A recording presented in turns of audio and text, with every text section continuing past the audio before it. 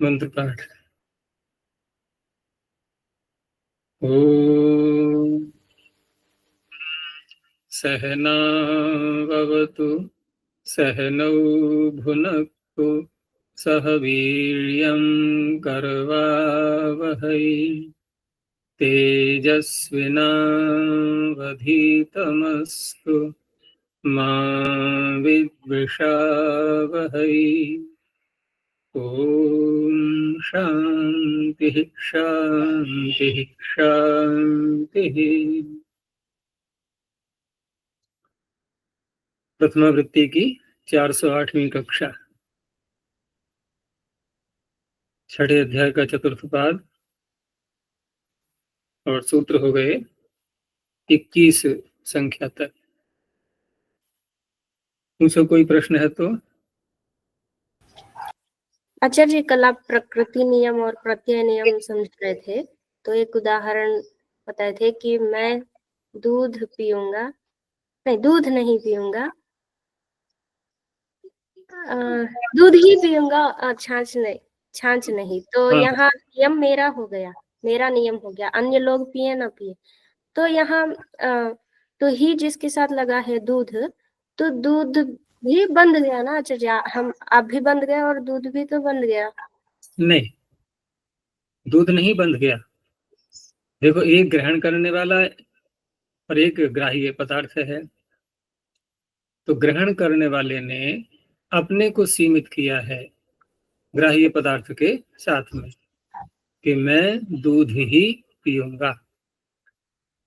अब दूध रखा हुआ है, ठीक है ना, लेकिन कोई और आया, वो भी दूध पी सकता है, छाछ भी पी सकता है, कुछ भी पी सकता है, लेकिन मैं कह रहा हूं कि मैं दूध ही पीऊंगा, अर्थात अन्य पदार्थ नहीं पीऊंगा। तो मैंने अपने को सीमित किया दूध के साथ में। दूध सीमित नहीं है मेरे साथ में, दूध कोई और भी पी सकता है, ठीक है ना। मैं और वस्तु नहीं पी सकता, मैं दूध पी सकता हूँ, ठीक है, लेकिन दूध और भी कोई पी सकता है। तो ही जहाँ शब्द लगाते हैं, प्रयोग करते हैं, तो ये सदा नियम रहता है कि ही से विपरीत जो दूसरा शब्द है उसका नियम निकलता है। जहां ही लगेगा उसका नियम नहीं निकलेगा। ये तो बहुत पुराना सिद्धांत है, हम लोगों ने शायद नई पहली पहली बार सुना हो सकता है कि एवकार करण जो होता है, जिसके साथ में एव लगाएंगे वो नहीं बंधता, उसके साथ वाला वो बंधता है। वो अपने को सीमित करता है, दूध को सीमित नहीं किया रहा है। दूध स्वच्छंद है, कोई भी पी सकता है उसको। मैंने अपना नियम बनाया कि मैं दूध ही पीऊंगा। दूध का नियम नहीं है, मेरा नियम है ये। जी। हाँ, तो ऐसे ही यहाँ पर था। कहाँ आया था ये प्रसंग? हाँ, इन्हन आर्यमणाम शव। तो हमने ही कहाँ लगाया? शी के साथ में कि इन्नंत हन पूषण अर्यमन। इनको, इनकी उपधा को दीर्घ होगा शी परे रहते ही, ठीक है ना, शी परे रहते ही। और इसको उल्टा कर दो, पहले इसको समझ लो, शी परे रहते ही इनको दीर्घ होगा, अर्थात अन्य सर्वनाम स्थान का कोई प्रत्यय आएगा तो इनको दीर्घ नहीं होगा, ठीक है ना। तो ये बंधन कहाँ लगाया जा रहा है? इन हन के साथ में। अब मान लो शी किसी और के साथ में आया, किसी और शब्द के आगे आया, तो वहां पर क्या शी के कारण से उसको दीर्घ नहीं होगा? अन्य शब्दों की बात कर रहा हूं मैं, इन हन पूषण यमन के अतिरिक्त उनको होगा दीर्घ, वहां कोई समस्या नहीं है। अब यदि हम ही को इधर कर देते हैं कि इन हन पूषण अर्यमन को ही, मैंने ही इधर लगाया, इनको ही दीर्घ होगा शी परे रहते। अब क्या शी परे रहते किसी और को दीर्घ हो पाएगा? तो शी बंध गया ना, इन शब्दों के साथ में शी बंध गया, तो शी का नियम हुआ। सीमित कौन हुआ? शी हुआ। यानी शी परे रहते अगर दीर्घ होगा तो इन्हीं शब्दों को होगा और किसी को नहीं होगा। तो इस तरह से एव जहां भी लगाएंगे वहां बंधने वाली वस्तु प्रतिबंधित वस्तु या सीमित वस्तु को दूसरी बनती है, यही नियम चलता है। और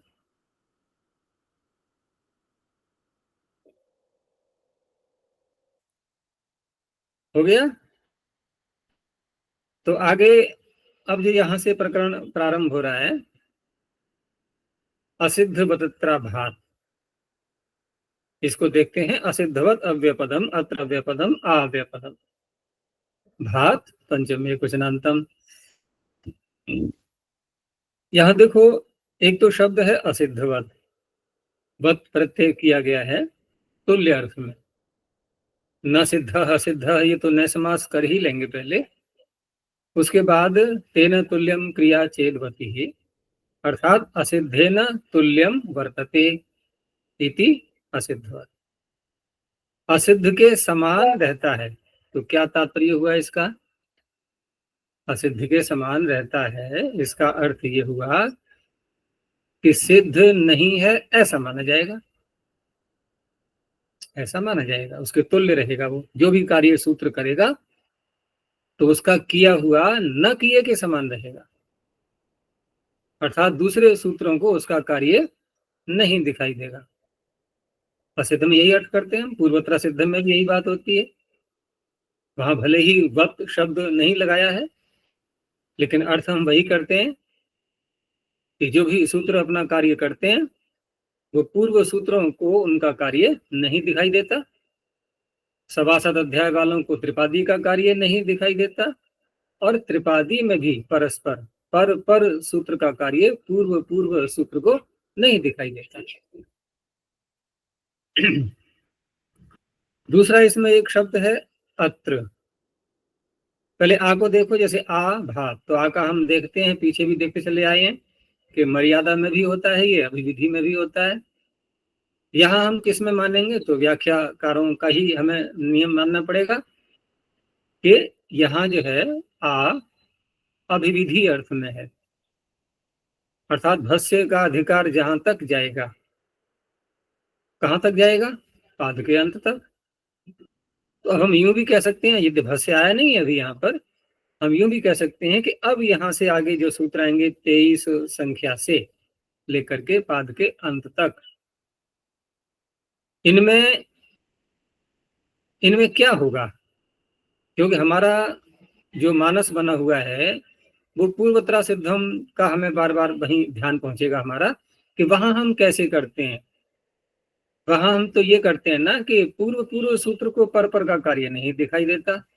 यहाँ ये बात नहीं है, यहाँ पूर्व और पर की बात ही नहीं है, और उसी को पूर्व पर को हटाने के लिए सूत्र में अत्र शब्द को डाला गया। अब अत्र का तात्पर्य यहाँ क्या है इस प्रकरण में? यहाँ पर लेकिन इतने से भी बात नहीं बनेगी।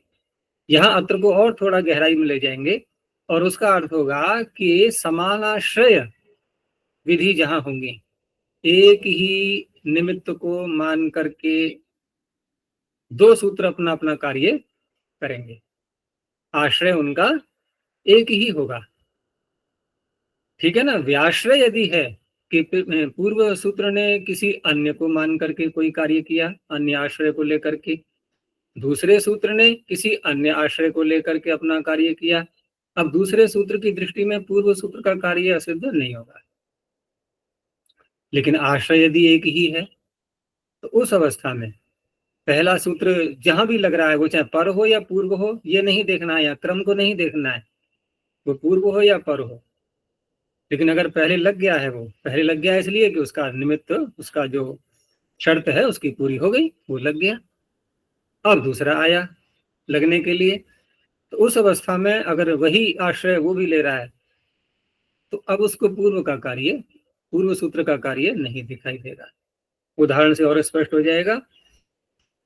तो इस तरह से सूत्र का अर्थ बन गया कि आ भात, अर्थात भाधिकार पर्यंतम, कहां तक जाएगा? आपाद परिसमाप्ते है। असिद्धवत इति अधिकारो विदितव्यः। अत्र का अर्थ करते हुए कहा समानाश्रये। और उसको स्पष्ट किया कि आभीयम शास्त्रम निष्पन्नमपि, कहां तक, आभ संशब्दनात् यदुच्यते तस्मिन् कर्तव्ये सिद्ध कार्यम अर्थात स्वकार्यम न करोति इत्यर्थः। कार्य तो करेगा वो, लेकिन कहने का तात्पर्य दूसरे सूत्र को वो नहीं दिखाई देगा। अब ये सूत्र बनाया क्यों गया है, तो इसके दो प्रयोजन हैं। एक तो जो उत्सर्ग सूत्र अर्थात जो विधि सूत्र होते हैं अपना कार्य करते हैं, तो उन सूत्रों का कार्य करने के लिए, इसको कहते हैं व्याकरण की भाषा में उत्सर्ग लक्षण भावार्थ। उत्सर्ग लक्षण जो कार्य हो रहा है उसको करने के लिए। दूसरा इसका प्रयोजन है कि कहीं कोई आदेश करना है, किसी सूत्र को किसी के स्थान में कोई नया आदेश लाते हैं, तो उन आदेश वाले कार्यों का निषेध करने के लिए, इसको कहेंगे आदेश लक्षण प्रतिषेध। तो उत्सर्ग लक्षण भावार्थ, आदेश लक्षण प्रतिषेध, ये दोनों प्रयोजन यहाँ पर दिखाई देंगे हमें। अब उदाहरण को ले लो। उदाहरण जैसे दिया है इन्होंने दो प्रकार के, एक तो है एधी शाधी, एक है आगही जही। तो एधी शाधी को तो हम ले लेंगे उत्सर्ग लक्षण भावार्थ, और आगही जही में ले लेंगे हम आदेश लक्षण प्रतिषेधार्थ। दोनों के अलग अलग प्रयोजन। तो पहले उत्सर्ग लक्षण भावार्थ का हम लेंगे एधी। तो एधी में क्या हुआ था कि अस धातु से लोट लकार लाया गया था, मध्यम पुरुष का एक वचन लाए थे, तो पूर्व के जो कार्य हैं पहले वो कर लो। तो लोट लकार मध्यम पुरुष सी प्रत्यय आया, शप आएगा, उसका तो लुक हो ही जाएगा, आदादी गण किया नहीं है अस धातु, तो रह गया अस और ही। सीरिय पिक्चर से सी को ही कर लिया, अस ही। अब यहाँ ही प्रत्यय क्योंकि अपित है, भले ही सिप के स्थान में हुआ है, लेकिन अपित होने से नित्वद हो जाएगा सार्वधातुकों पे। तो नित जब प्रत्यय आगे होता है अस धातु के, तो कौन सा कार्य होता है, तुरंत सूत्र आ जाएगा श्नसोर अल्लोपः। ठीक है, श्नसोर अल्लोपः ये अस धातु के आकार का लोप कर देता है। ठीक है, लोप कर दिया उसने, क्या रह गया, केवल सकार ही तो रह गया। सकार है और आगे ही है। अब यहां पर सूत्र एक और आया कार्य करने के लिए। अब यहां से इस सूत्र का विषय प्रारंभ होगा। अब ये मत देखना कि श्नसोर अल्लोपः भी देखो आभीय सूत्र है या नहीं है। श्नसोर अल्लोपः आभीय सूत्र है, इसको मत फंसाना यहाँ पर अभी। कारण क्या है कि हम अगला सूत्र जो लगाने जा रहे हैं वो लगेगा ही परे रहते। ठीक है ना, और श्नसोर अल्लोपः ने क्या किया था, उसने तो आकार का लोप किया था, है ना, उसने आकार का लोप किया था, नित प्रत्यय परे रहते, उसने नित बोला है और आकार का लोप किया है, कार्य भी उसका अलग से है, उसको कोई बाधा नहीं है, उसके आकार के लोप से कोई हानि नहीं होने जा रही है कि अगले वाले सूत्र को कोई बाधा आ रही है, अरे यहाँ आकार तो रहा ही नहीं, मैं कैसे लगूं। तब तो हम विचार करेंगे कि पूर्व सूत्र के कार्य को असिद्ध करें या न करें, लेकिन यहाँ विषय ही दूसरा है। श्नसोर अल्लोपः ने जो कार्य किया है उस कार्य से किसी को कोई बाधा नहीं हो रही है। अब जो सूत्र आ रहा है आगे कि घ्वसोरेद्धाव अभ्यास लोपश्च, इसने क्या कहा, इसने कहा कि घु संज्ञक धातु है और अस, हमारे पास में तो अस है यहाँ पर अभी, कि इनको क्या होता है, घ्वसो एक, इनको एकार हो जाता है, हलोन्त्य से लगाएंगे यहाँ पर। अब इनको एकार हो जाता है, कब होता है, औ ही परे रहते।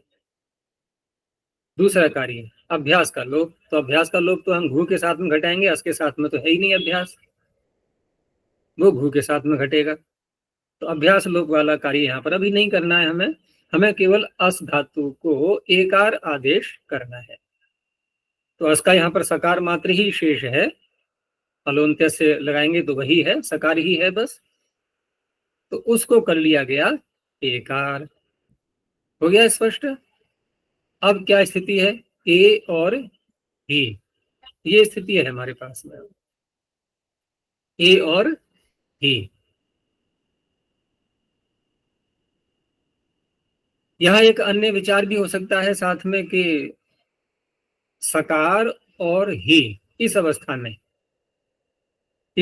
में दो सूत्र आ सकते हैं। एक तो घसोरेद्धा हमने देख ही लिया, ही परे है और ये एकार आदेश करने को तैयार बैठा हुआ है। दूसरा हुजल्भ्यो हिर्धी सूत्र, ये भी तो बैठा हुआ है। ये क्या कहता है कि हु से उत्तर और झल से उत्तर, ही को धी हो जाता है, बोल रहा है नहीं, तो झल तो है यहाँ पर सकार और उससे उत्तर ही को धी हो जाना चाहिए। ही को धी हो जाना चाहिए। तो ये दोनों सूत्र आ रहे हैं, तो हम पहले कौन सा लगाएं? अब प्रश्न ये भी उठेगा, पहले कौन सा लगाएं? तो उस दृष्टि से हम देखें तो पर सूत्र हमेशा उसको प्रमुखता दी जाती है।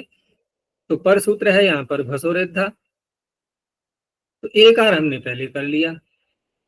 अब एकार करने के बाद स्थिति क्या है? ए और हे, क्या अब झलंत है? झल से उत्तर ही है क्या?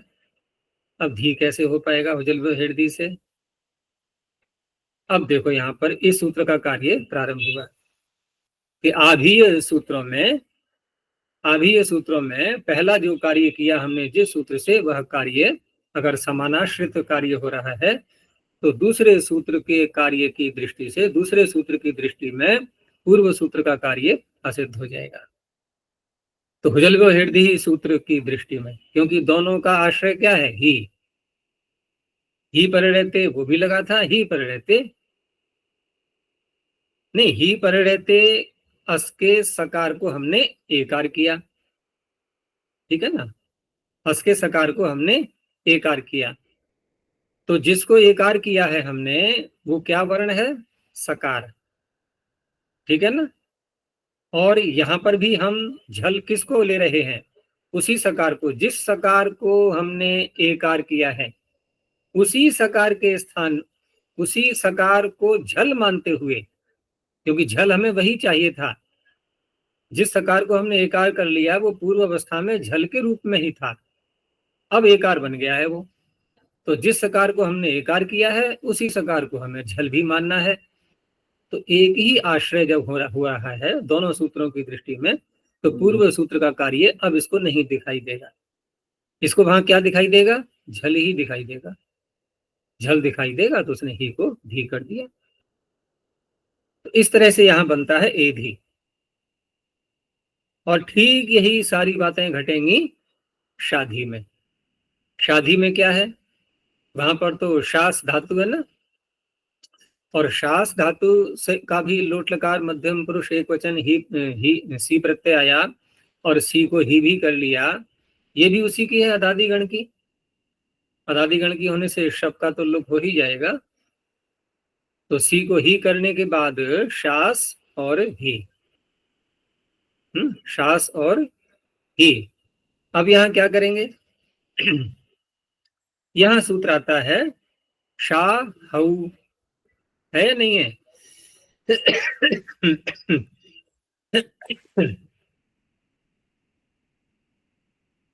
शाहू सूत्र क्या कहता है? ये तो कुछ ही दूर बाद आएगा। अभी ये है संख्या इसकी 35 संख्या पर आ रहा है ना। शास के स्थान पर शा आदेश हो जाता है ही परे रहते। तो शास के स्थान पर हमने कर लिया शा आदेश। अब क्या ये झल मिल जाएगा यहाँ पर? प्रारंभ में तो ठीक है, सकार था यहाँ पर झल के रूप में, लेकिन अब क्या हो चुका है? ये शा, अब शा के आगे ही आ रहा है, फिर वही स्थिति आ गई है। तो हुजल्भ्यो हिर्दी की दृष्टि में शाहू का कार्य ये नहीं दिखाई देगा। उसको क्या दिखाई देगा? उसको तो शास ही दिखाई देगा। तो दोनों का आश्रय एक ही है। उसको झल चाहिए अर्थात शास चाहिए था, और पूर्व सूत्र ने भी शास को ही शा किया है। तो एक ही स्थल पर दोनों सूत्र अपना अपना कार्य कर रहे हैं, दोनों का आश्रय एक ही है। तो यहाँ पर भी ऐसे ही फिर शास मानते हुए, झलंत मानते हुए, भले ही वो झलंत नहीं है अभी, झलंत मानते हुए ही को धी हो गया। तो इस तरह से ये दोनों जो उदाहरण दिए हमने, एधि और शाधि, ये क्या किया हमने? उत्सर्ग लक्षण भावार्थ। ये जो उत्सर्ग लक्षण जो कार्य हो रहा है, कौन सूत्र से? कुजल हेडधी सूत्र से, ही को धी आदेश करना। इसको संपन्न करने के लिए पूर्व के कार्यों को असिद्ध किया गया। अब जो आगे उदाहरण आएंगे, यहां किसी कार्य की प्राप्ति होने लगी, ठीक है ना, प्राप्ति होने लगी, उस प्राप्ति को रोकने के लिए असिद्ध करना होगा, आदेश लक्षण प्रतिषेध के लिए। जैसे उदाहरण आ गया, आ गई ही, आंग उपसर्ग गम धातु, ये भी उसी का उदाहरण है, लोट लकार मध्यम पुरुष एक वचन। तो सी आया, सी को ही हो गया, और ही के इंगित होने से अब क्या करेंगे हम? ही के इंगित होने से क्या करेंगे? गम के मकार का लोप करेंगे। कौन सा सूत्र है? अनुदातोपदेश वनति तनुत्यादि ना अनुनासिक लोपो झली इंगिति, नहीं, हाँ, तो इसे गम के अनुनासिक का यानी कि मकार का लोप हो गया। अब क्या स्थिति है? आ, ग और ही, ठीक है ना। अब जिस गम के मकार का लोप हुआ, उसी गम को मान करके, अब वो गम नहीं है, यद्यपि ग है, तो ग हो गया ये अकारांत। अकारांत होने से अतो हुए सूत्र आ गया, ठीक है ना, कि हटाओ ही को, तो क्या रूप बनेगा? आग।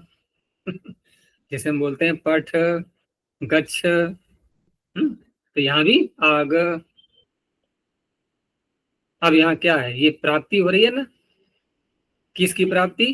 ही के लुक की प्राप्ति। यह है आदेश लक्षण जो प्राप्त हो रहा है, लोप रूपी आदेश, लोप रूपी आदेश जो प्राप्त हो रहा है, अब उसको रोकने के लिए पूर्व सूत्र का कार्य असिद्ध हो गया।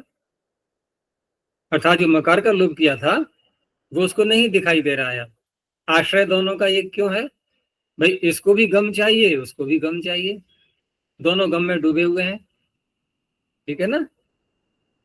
इसलिए यहां पर अब गम का उसको क्या दिखाई देगा? अतो हे को क्या दिखाई देगा? गम, मकार क्या दिखाई देगा? अकार अंधा ही नहीं उसकी दृष्टि में, अब बच गया ही, ठीक है ना। जही में भी ऐसी समझ लो, जही में क्या है? ये हन धातु का रूप है। हन धातु के रूप कैसे लाते हैं लोट में हम? हंतु, हतात, हताम, घनंतु। अब एकदम बदल जाएगा, जही, हतात, हतम, हत, हनानी, हनाव, हनाम। याद है? इसके रूप नहीं है। तो ये जही एक अलग से बनता है, एक विचित्र प्रकार का लगता है कि हम हन के रूप चलाते चलाते एकदम जैसा लगता है कहाँ पहुंच गए ये, कि हंतु, हतात, हताम, घनंतु, जही, हतात, हतम, हत, एक जही अलग से ऐसा लगता है बिल्कुल। तो यहाँ हन धातु के स्थान में ही परे रहते, जब सी को ही कर लेंगे, ये भी अदादी गण की है ना, तो शब्द का तो लुक हो जाना है, तो ही परे रहते हन के स्थान पर क्या आदेश हो जाएगा? अंतेर जह, सूत्र ही है, इसी कार्य के लिए है वो, अंतेर जह, तो ज आदेश हो गया। अब ज आदेश होते ही तो बन गया आकारांत, तो ही का लुक प्राप्त होने लगा। बस यही समस्या आ गई थी। अब जो ज आदेश है वो असिद्ध हो गया, तो अतो हे सूत्र को तो हन दिखाई देगा, उसको आकारांत नहीं दिखाई देगा, तो ही का लुक नहीं कर पाया। तो ये तो एक संधान मात्र को उदाहरण दिखा दिए हैं। बहुत ऐसे स्थल आ सकते हैं जहां ये समस्याएं आएंगी, तो इस परिभाषा की सहायता से हम वहां पर असिद्ध करके उस कार्य को या तो रोकेंगे या संपन्न करेंगे, दोनों बातें। उत्सर्ग लक्षण भावार्थ और आदेश लक्षण प्रतिषेधार्थ। व्याश्रय वाले कार्य होते रहेंगे, व्याश्रय में ये कोई बाधा नहीं पहुंचाएगा। आचार्य जी, हंतेर जह और अतो है, इसमें समान आश्रय क्या है? ही है क्या? अन धातु नहीं, आश्रय का मतलब होता है कि जिसके स्थान पर हम कुछ कर रहे हैं, जो आधार है हमारा, हंतेर जह क्या कर रहा है, ये हन धातु को जकार आदेश कर रहा है, तो जकार का आधार क्या है, हन ही तो है, ये हो गया आश्रय। अगर हन ना हो तो ये जकार कर देगा, किसको करेगा, किसी को नहीं। अच्छा, अब ही का लोप करने वाला सूत्र आया, तो उसको भी हन चाहिए, उसको भी हन की आवश्यकता है। लुक तो ही का कर रहा है वो, लेकिन ही का लोप करने के लिए उसने अकारांत को चुना, तो अकारांत तो ह बन गया अब इस अवस्था में, नकार का मुझे ज आदेश करने के बाद, ज आदेश करने के बाद अकारांत बन चुका है, तो उसने भी उसी को आश्रय के रूप में लिया, तो ये समान आश्रय है। इसको अगर पूरा समझना है तो हम इसका एक प्रदर्शन यह लेकर के देख सकते हैं कि व्याश्रय कार्य किस प्रकार से होंगे। जैसे उदाहरण के लिए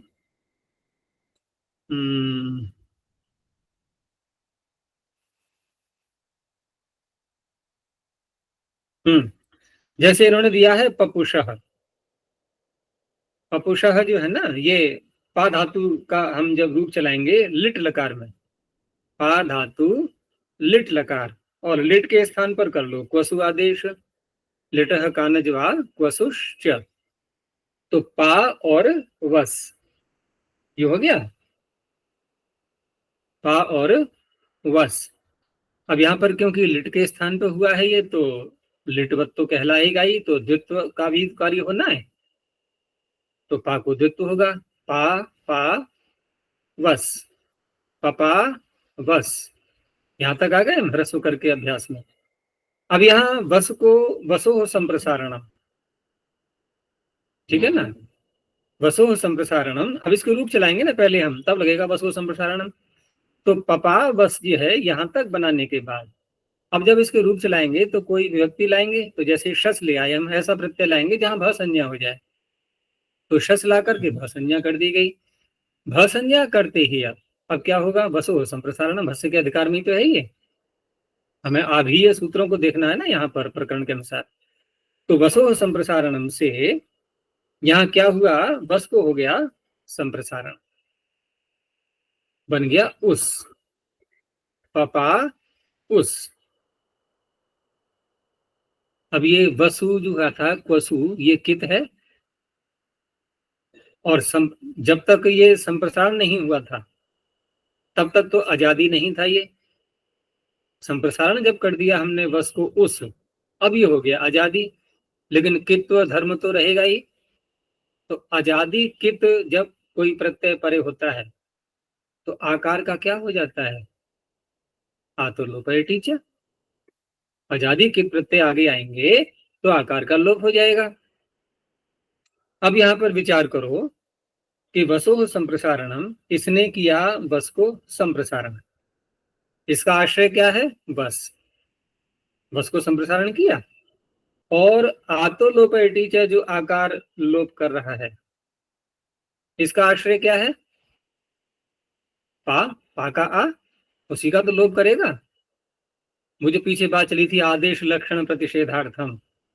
अब यदि यहाँ पर इस आ को आ का लोप करते समय हम अगर व्याश्रित स्थलों पर भी इस सूत्र को लगाने लगे असिद्ध करने के लिए, तो यहाँ पर वसो संप्रसारण असिद्ध हो जाएगा, फिर संप्रसारण असिद्ध हो जाएगा तो आजादी प्रत्यय मिल जाएगा आगे, या का लोप नहीं कर पाएगा ना, रुकावट आ गई।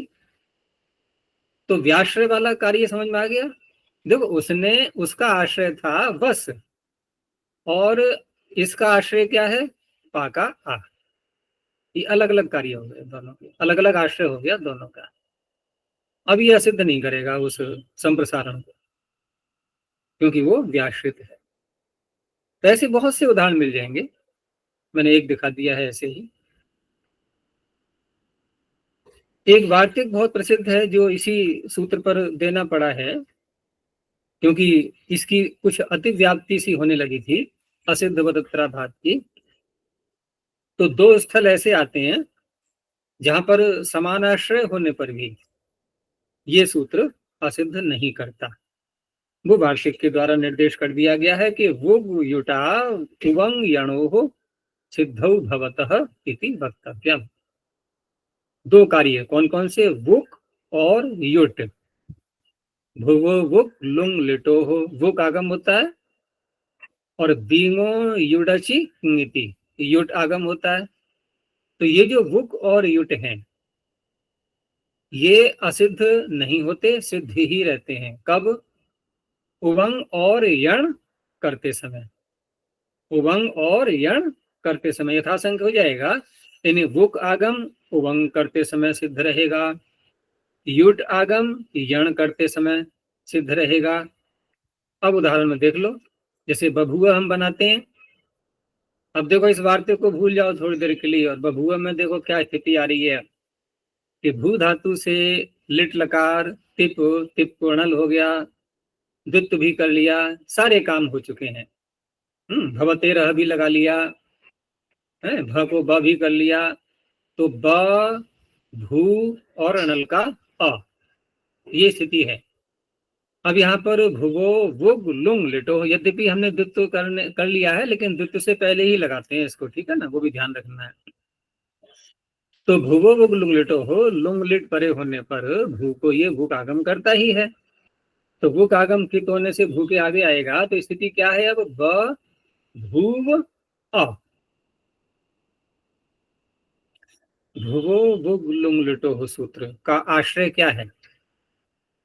आश्रय में वही ध्यान रखना जिसको कार्य किया जा रहा है। क्या है आश्रय? भू। भू।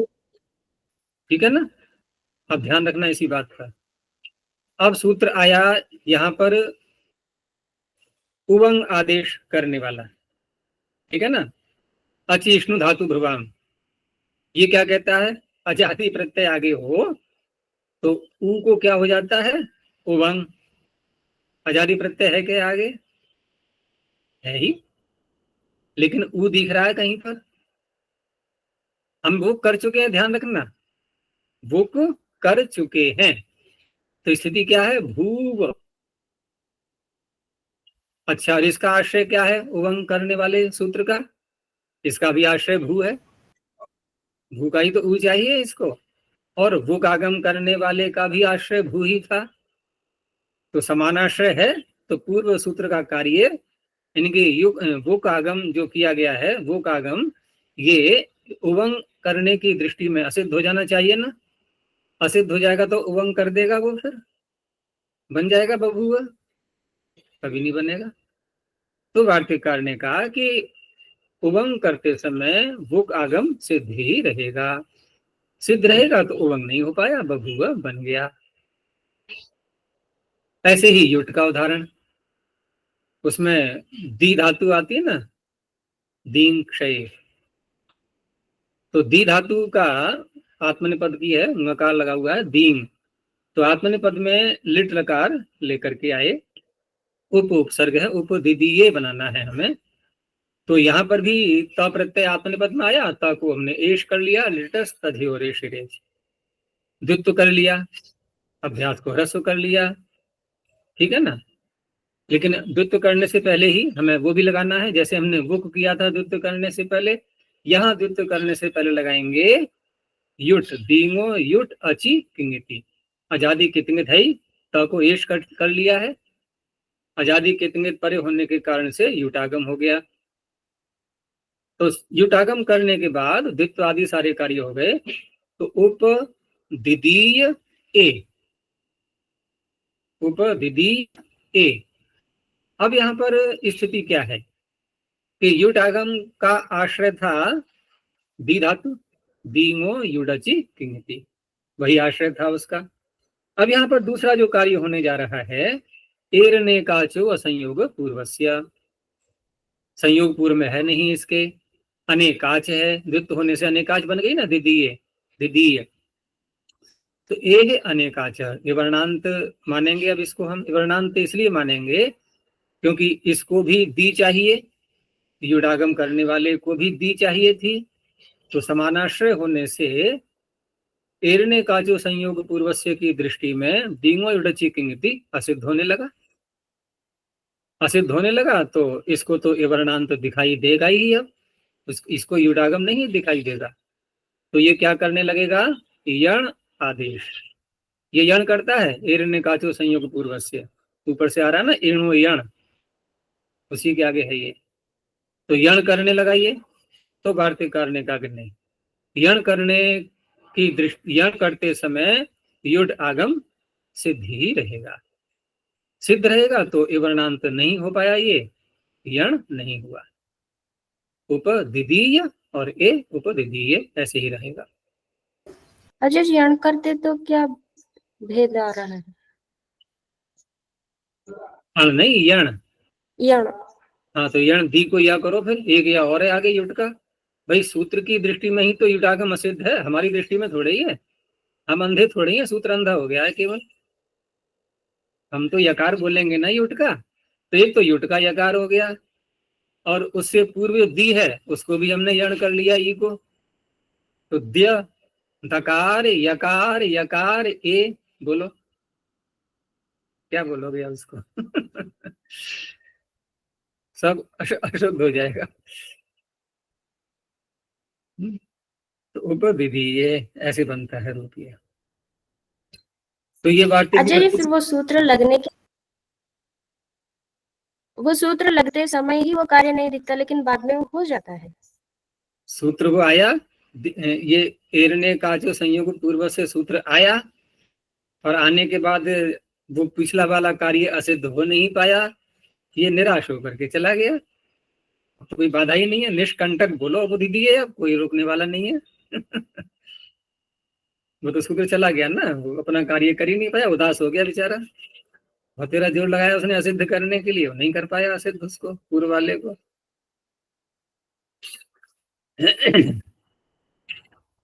तो ये है असिद्ध वदत्रा भाव, इसकी महिमा।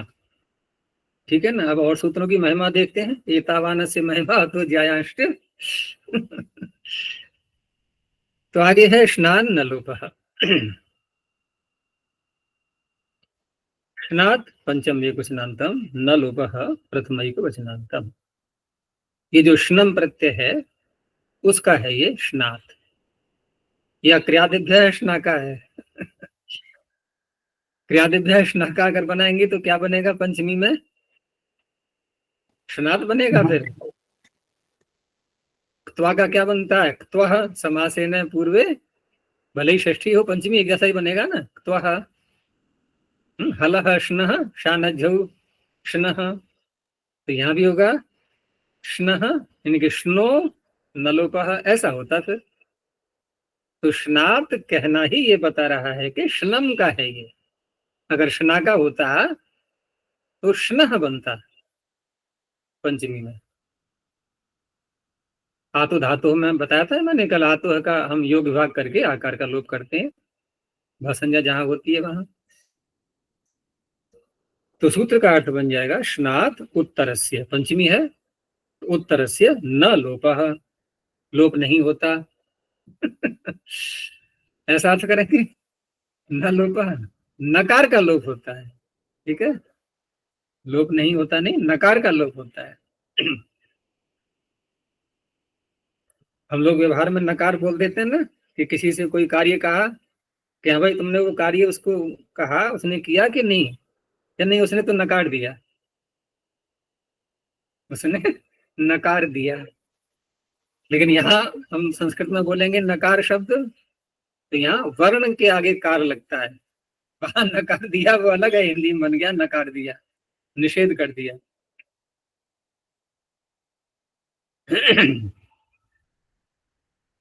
तो जैसे उदाहरण इसके हैं, अनक्ति भनक्ति हिनस्ति।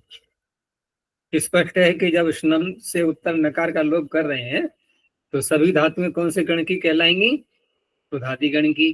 पहली बात, नकार का लोप कर रहे हैं तो सभी धातुओं में नकार भी लाना पड़ेगा हमें पहले। तो नकार लाना पड़ेगा तो नुम आगम करके लाते हैं ना, यदि तो नुम धातु हो अथवा पहले से हो, दोनों बातें हैं। या तो मूल अवस्था में नकार विद्यमान हो उनमें, अथवा नुमागम करके लाएं, दोनों प्रकार के मिल जाएंगे यहाँ उदाहरण। जैसे पहले अनक्ति को ले लो, तो अनक्ति में तो मूल अवस्था में ही है ना, अंजु व्यक्ति मृक्षण कांति गतिषु। बहुत से लोग अपनी लड़कियों का नाम रख देते हैं ना अंजू। बहुत मिलेगा ये नाम, अंजू। तो ये रुधादिगण की धातु है। अब लट लकार ले आओ, बहुत सरल है। तो अंज और ती, अक्षनम कहाँ आएगा, रुधादिभ्याक्षनम मित है ना ये, तो मित होने से कहाँ आएगा ये, अंज में अंतिम स्वर क्या है, एक ही स्वर है उसमें, अ। उसके आगे क्षणम का न। देखो क्षणम में जो न है ना, आकार सहित है, नकार नहीं है, आकार सहित। तो अ नंज, अ न, फिर आगे नकार है जिसको हम यकार बोल रहे हैं, यानी अ न, फिर आगे नकार, फिर जकार। अब ये लग गया। इसकी कुछ भी शर्त नहीं है कि ये परे हो वो परे हो, बस सीधा कहता है कि शनम के आगे अगर और नकार है तो उसको हटा दो, क्योंकि शनम में खुद नकार बैठा हुआ है पहले से ही, तो ये दूसरे नकार को स्वीकार नहीं करता, उसको सहन नहीं करता, ये अपने आगे आए हुए सभी नकारों को हटा देता है। इसने उस नकार को जो अंजू में पहले से विद्यमान था उसको हटा दिया। तो अब क्या बन गया, अनज। अनज और ती, जकार को ककार कर लो। चौकू, चौकू पहले जकार को क्या करेंगे, गकार। ऐसे नहीं एकदम एक एक सीढ़ी करके चढ़ते हैं ना, या ऊपर कूद के चढ़ेंगे, तो पहले जकार को गकार, फिर खरीचे लगाएंगे, अनक्ति। जरा आगे और बोलना रूप थोड़े से, लट लकार के तो बोलो कम से कम। क्या हुआ, रूप समाप्त हो गए या अंदर से नहीं निकल रहे हैं? अनक्तः। हाँ, गलत हो गया ना। देखो जहां जहां नित प्रत्यय आएंगे, सार्वधातु कमपित, वहां हम लगाते जाएंगे श्नसो रल्लोपः। तो अनक्ति अंकतः अंजन्ति, अनक्षी अंकतः अंक्त, अनजमी अंजवः अंजमः, ये बनेंगे। केवल 3 स्थलों पर ही न में अ बचेगा, अन्यत्र लोप हो जाएगा, श्नसो रल्लोपः।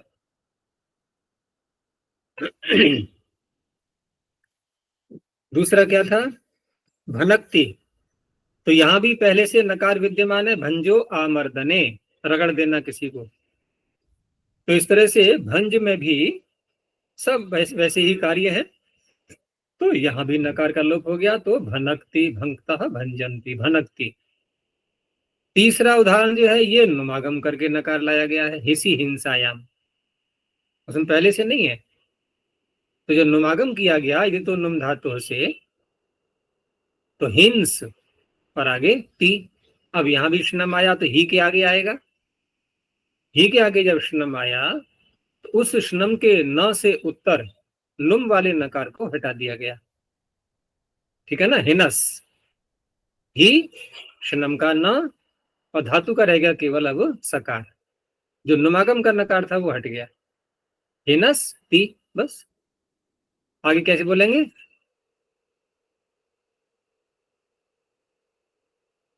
देखो ये नकार तो सब जगह हटेगा, नुम का नकार तो सर्वत्र हटेगा, बस आगे के रूपों में वही ध्यान रखना है कि जहां जहां कित होगा वो मित होगा, वहां श्नम के नकार के न में अकार का लोप करता जाना है। तो हिनस्ति और हिंस्तः, हिंस्तः, ही के ऊपर अनुस्वार सकार और तह, हिंस्तः, हिंसंति, ऐसे।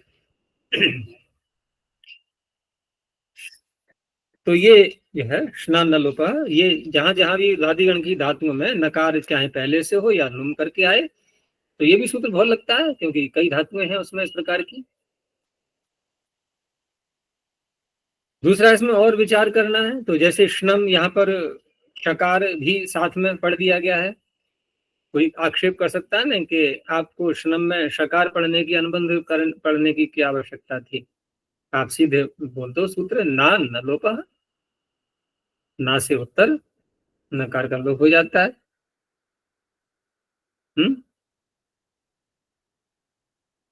तो रूप चला दें फिर यज्ञानाम, यज्ञ शब्द है ना, यज याच सूत्र से नंग प्रत्यय करते हैं ना, यज न हो गया ना, यज न आ गया यहाँ पर। अब आगे नुट सहित आम भी आएगा षष्ठी के बहुवचन में, तो न से उत्तर नकार का लोप होता है, तो नुट का नकार भागेगा फिर यहां से। अब इसलिए अब शनम में शकार साथ में बोला गया है, और यज्ञ में जो नंग है वो शना श थोड़ी है, उसमें अनुबंध है, तो इसलिए अनुबंध बोल करके सूत्र में उच्चारण किया गया है।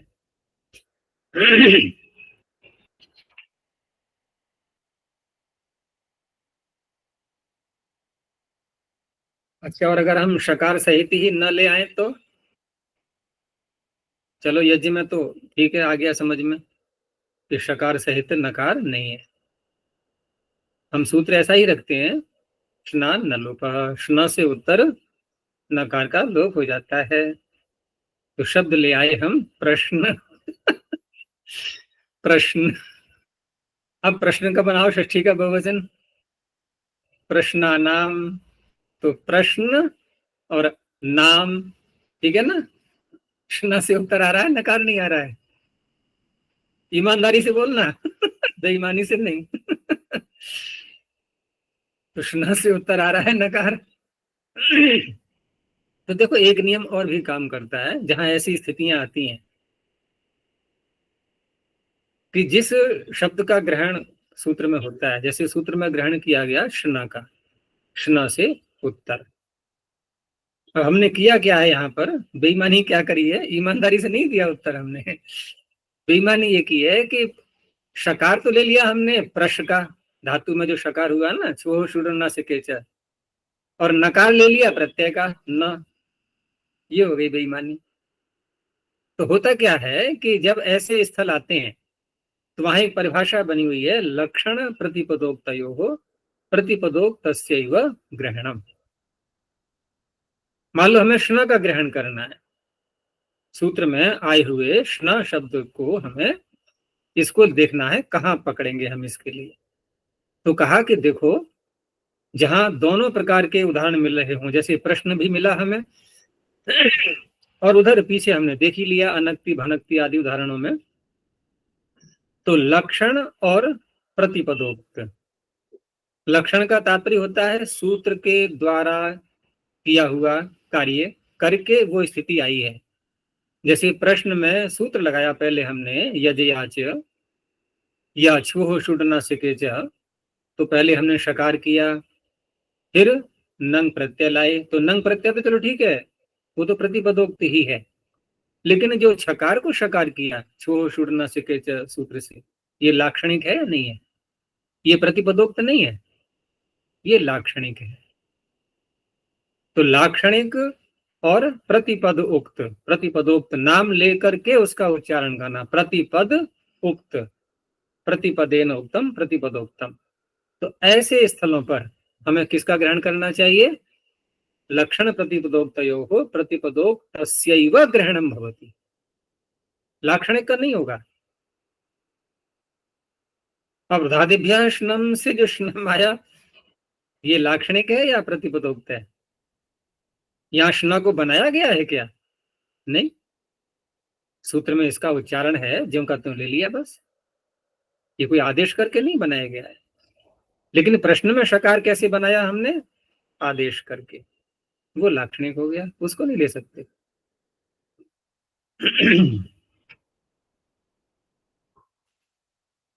चलो आगे देखते हैं, अनिदिताम हल उपधायाः इति। अनिदिताम षष्ठी बहुवचनान्तम, हलः षष्ठी एकवचनान्तम, उपधायाः षष्ठी एकवचनान्तम, किंग इति सप्तम एकवचनान्तम। बहुत प्रसिद्ध सूत्र है ये,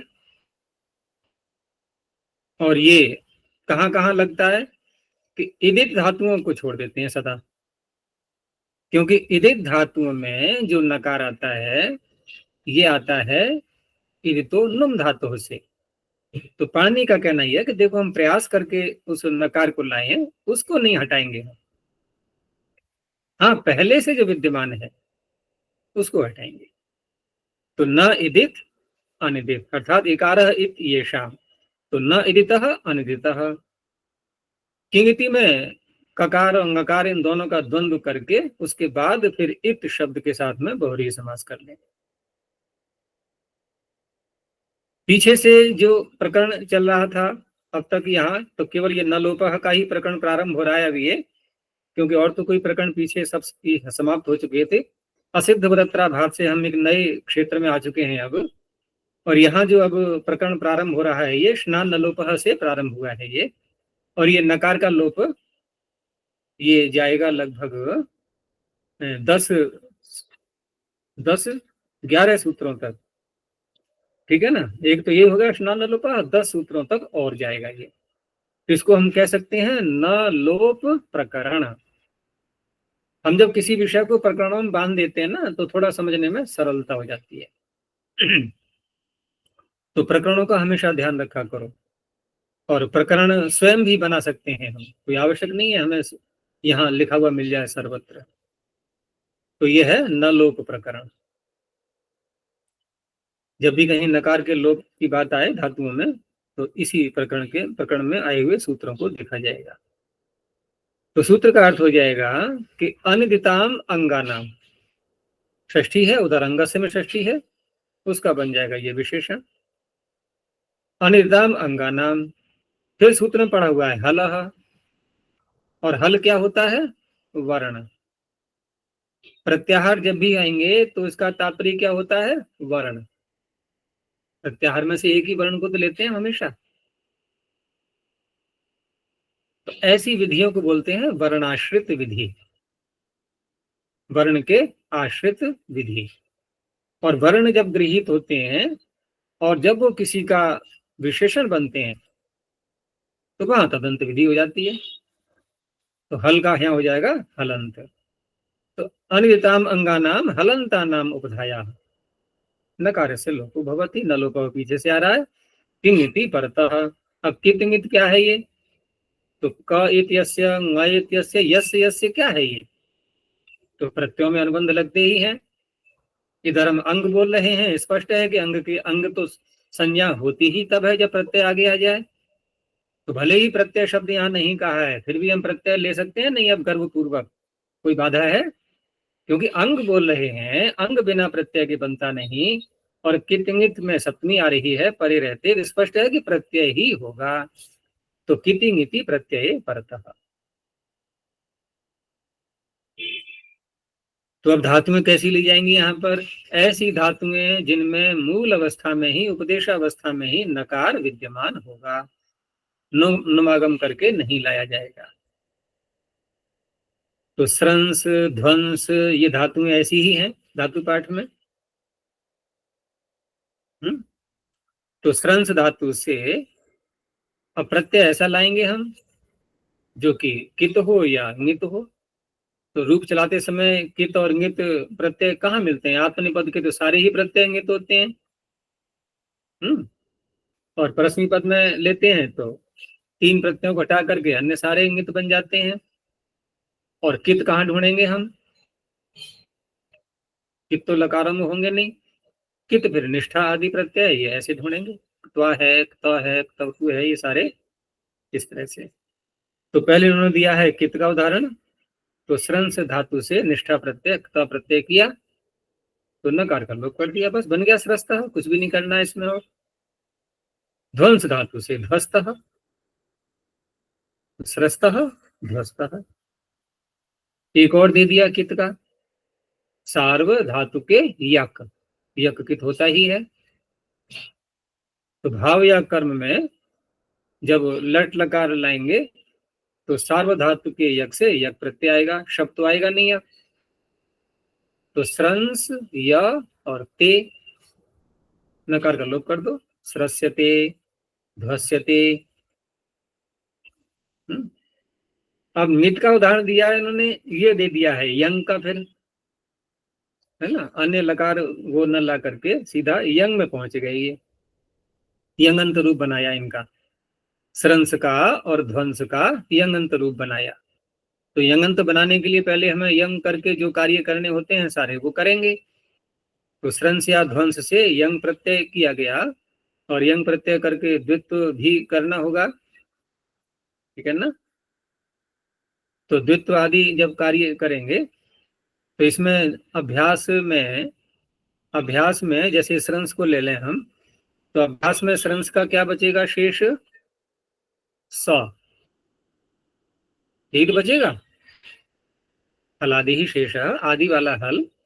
तो आदि में हल क्या है? सकार ही तो आ रहा है, और अ है उसमें, तो स, स्रंस और य। अब यक प्रत्यय यंग का है ये, तो यंग प्रत्यय इंगित है ना, तो इंगित होने से नकार का लोप हो जाएगा इस सूत्र से। तो स, स्रस, य। और कौन सा कार्य होता है इसमें अभ्यास में? तो इसके लिए सूत्र अलग से बनाया गया, नीग वंचु स्रंसु ध्वंसु भ्रंसु कस पत पद स्कंदाम। बोलो एक बार ऐसे ही, जल्दी से बोलो, शीघ्रता से, पुस्तक में मत देखना। नीक वंचु स्रंसु ध्वंसु कसपत ध्वंसु पदस्कंद कसपत पदस्कंद। छोड़ दी एक धातु, स्रंसु भ्रंसु छूट गई। नीक वंचु स्रंसु ध्वंसु भ्रंसु, भ्रंसु के बाद है फिर कस पत पद स्कंदाम। तो ये क्या करता है? यंग हो या यंग लुक हो, ठीक है ना। ये जो सूत्र है ना, ये यंग लोको हो के आगे जो है ना, गुणों यंग लोको हो के आगे वाले, ये यंग प्रत्यय होने पर भी लगते हैं, यंग का लुक होने पर भी लगते हैं। इसने अभ्यास में नीक आगम कर दिया, तो स नी। ऐसे ही ध्वंस में भी घटा लेंगे, वहां ध बचेगा अभ्यास में, ध को द हो जाएगा, तो द नी, स नी और द नी, आगे का स्रस्यते और ध्वस्यते। ये ये नित का हो गया, तो कित का भी दे दिया, नित का भी दे दिया।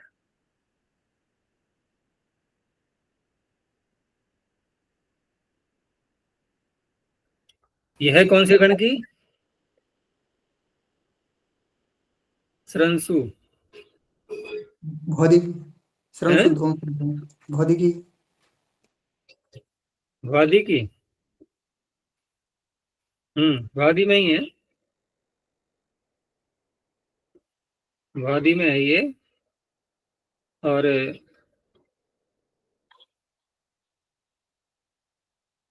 स्रंसु ध्वंसु भ्रंसु अब स्रंसने, एक ही साथ पड़ी हुई है ये, और ये सब आत्मनेपद की हैं। तो आत्मनेपद की हैं, तो इसके रूप अगर हम चलाएं तो कैसे चलेंगे?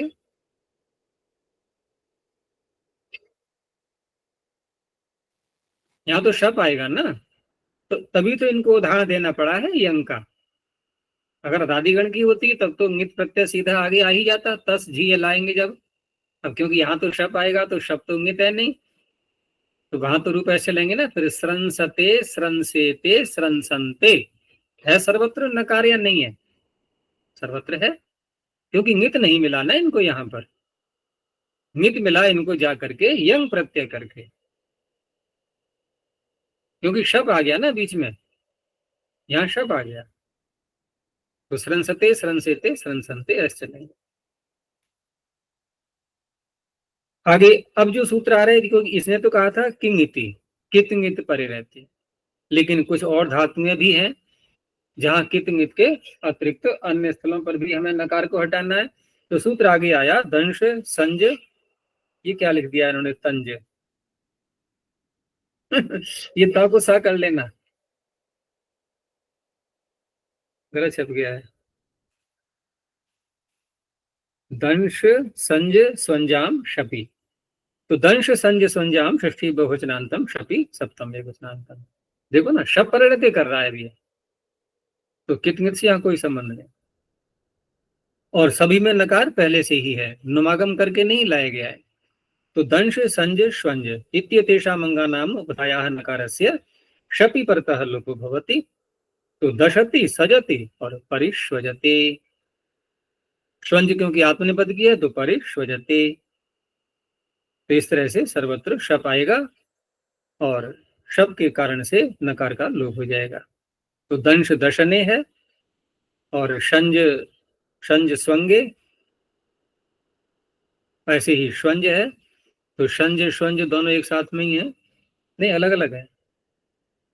तो स्वंज में यहाँ पर परिष्वजते, क्योंकि धात्वादेह सह सह से तो पहले सकार कर ही लेंगे, उसके बाद जब परि लगा करके रूप चलाएंगे तो उपसर्गात उपसर्ग से उत्तर, उपसर्गस्थ निमित्त से उत्तर। उपसर्गात का तात्पर्य होता है उपसर्गस्थ निमित्त से उत्तर। किस बात का निमित्त? षत्व का निमित्त। षत्व का निमित्त क्या होता है? अच्छा, इनको हो। षत्व का निमित्त क्या होता है? इनको हो। इण और कवर्ग से उत्तर होना चाहिए, ये ध्यान रखना होता है। तो परि में क्या है? इण। तो उपसर्गा सुनोति सुवति स्यति, बोलो आगे।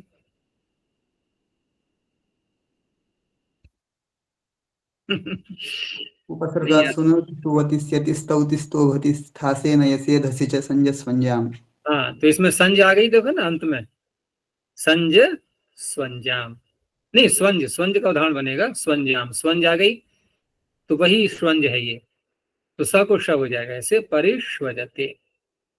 और लिया सूत्र आगे एक रंजेष्ट, रंजे षष्ठी वचनांतम स्याव्यपदम। रंजेष्ट बधाया नकार से लुप होती, रंजर आगे है ही धातु, तो यहाँ भी शब पर रहते ये लोप कर देता है, तो रजती रजता रजंती, नहीं तो क्या बनता? रंजंती रंजनता रंजंती बनता। तो इस तरह से यहाँ भी लोप हो गया। अब केवल यहाँ पर शब्द में ही लोप किया इन्होंने, जबकि हम अन्यत्र भी देखते हैं घय प्रत्यय लाते हैं तो वहां भी लोप मिलता है हमें नकार का, उसका अलग से बनाना पड़ा सूत्र। घई च भाव करणयो हो, घई सप्तम में वचनांतम च पदम भाव करणयो हो सप्तमी द्विवचनांतम। भावे करणे च घई परतः रंजे उपधाया नकार से लोप भवती। अब घय प्रत्यय तो अनेक अर्थों में आता है, लेकिन दो अर्थ यहाँ पर लिए, या तो भाव में लाएंगे आप भावे सूत्र से, अथवा फिर कर्ण में लाएंगे। तो कर्ण में कौन लाता है? वो जो वहां से प्रारंभ होता है ना, कर्णाधिकरणयोश्च, कर्णाधिकरणयोश्च के आगे पुंसी संज्ञायाम घ प्रायण गोचर संचर वह व्रज व्यजापन निगमाश्च अवे त्रिस्त्रोर घय। अब घय चलाइए आगे, हलश्च, तो हलश्य में अनुवृत्ति आ रही है कर्णाधिकरणयोश्च की, ठीक है ना, घय पीछे से ले लिया हमने। तो हलश्य सूत्र हलंत धातुओं से घय करता है ये कर्ण में अथवा अधिकरण में। तो यहाँ पर कर्ण में किया है इन्होंने रज्यते अनेन, जिसके द्वारा रंगा जाता है। तो राग, अभी रंग अर्थ में आएगा ये, तो भाव में तो हो गया आश्चर्यो राग विचित्रो राग, यहाँ अर्थ वही है, रंग ही अर्थ है, रंगना। ये जो रंग है ये बड़ा आश्चर्य उत्पन्न करने वाला है, विचित्र है, ऐसे करके। तो राग और दोनों स्थलों पर नकार का लोप हो गया, वृद्धि हो जाएगी फिर बाद में।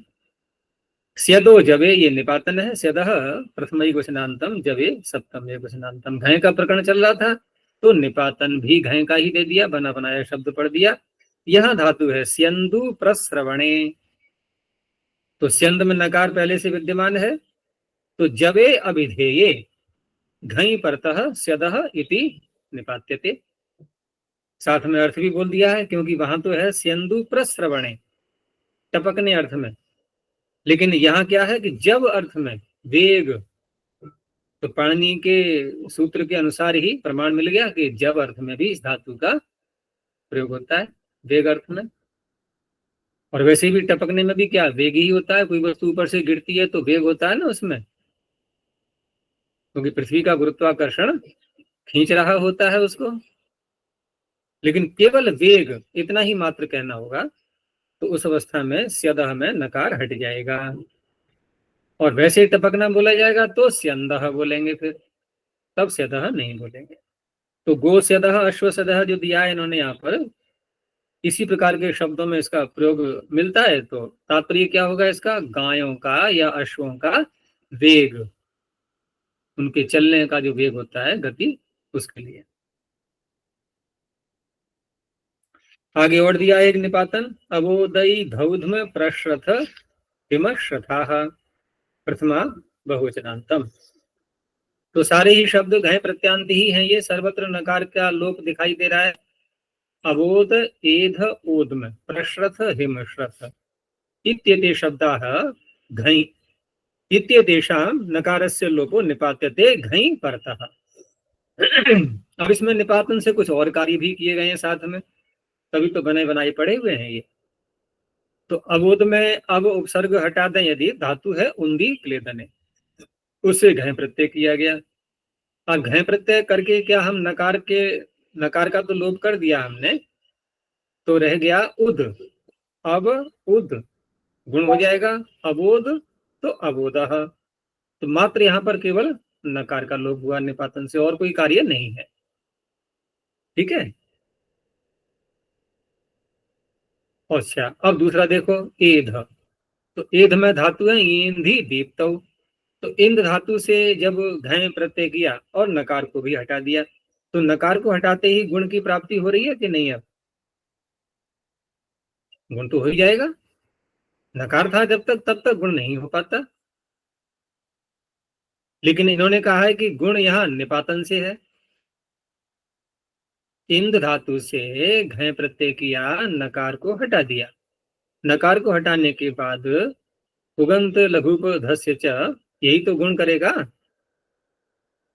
तो ये गुण करेगा, तो यहाँ पर गुण को फिर निपातन से क्यों कहा गया, बताओ, समझ में आ रहा है कुछ? देखो, इंध के नकार का लोप किसको मान के हुआ, बोलो, किसको मान के हुआ? क्या घय को। परिस्थिति? घय को मान के हुआ ना, घय को मान के नकार का लोप हुआ। अच्छा, गुण किस सूत्र से प्राप्त हो रहा है यहाँ पर? उगंत लघु पदस्य च, किसको मान के हो रहा है? क्या परे होना चाहिए? घय। सार धातु की आर धातु, प्रत्यय तो चाहिए ना, वो भी घय को मान के कर रहा है। तो क्या सूत्र ध्यान में आ रहा है? अब हमें गुण को रोकना है, कैसे रोकेंगे? क्योंकि निपातन से किया है ना, इसका तात्पर्य है कि गुण की प्राप्ति नहीं हो रही थी, कोई बाधा आई थी जो गुण नहीं हो पा रहा था। तो भूल गए, न धातु लोप आर्ध धातु के। धातु के अवयव नकार का लोप हुआ है जिस प्रत्यय को मान करके, उसी प्रत्यय को, उसी आधातु प्रत्यय को मान करके इक के स्थान पर जो गुण वृद्धि प्राप्त होते हैं वो नहीं होते। पूर्व जन्म की स्मृतियों को दोहराओ ना। इस जन्म की नहीं याद आ रही है, पूर्व जन्म की कहां से आएंगी?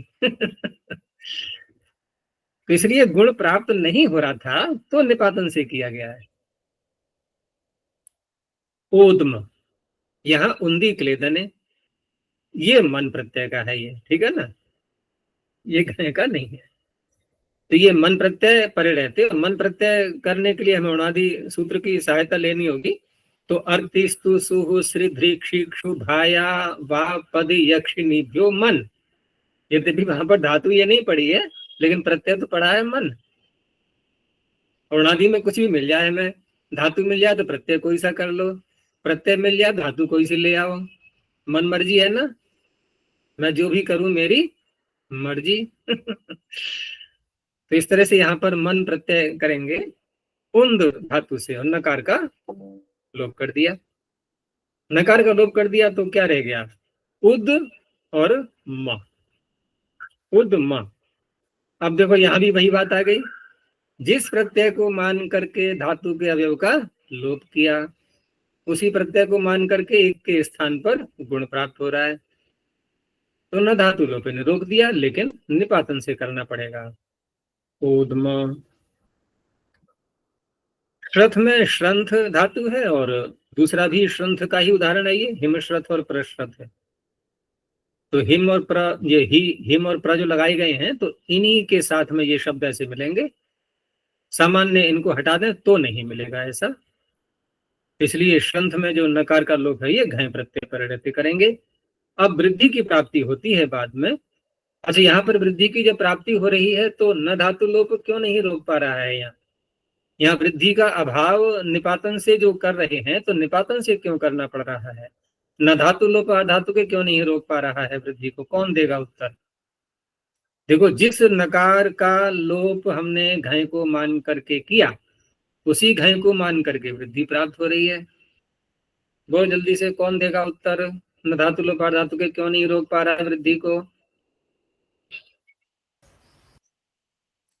नहीं पहुंची बुद्धि वहां पर। जो न धातु लघु, है अच्छा जो पुगंत लघु पद से जो नहीं नहीं, वृद्धि करनी है, अतो बधाया है। नहीं आया ना उत्तर? देखो, न धातु लोप आर्ध धातु के एक लक्षण गुण वृद्धि को रोकता है।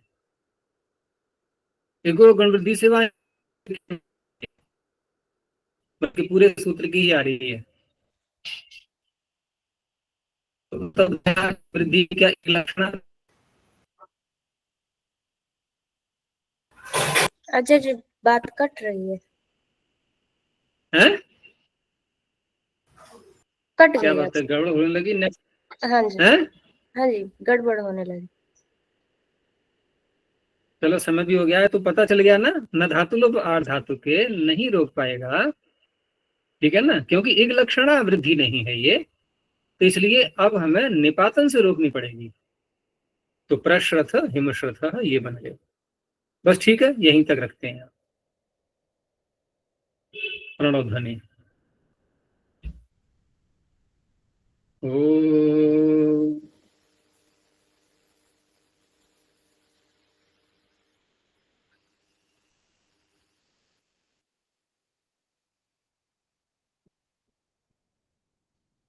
ओ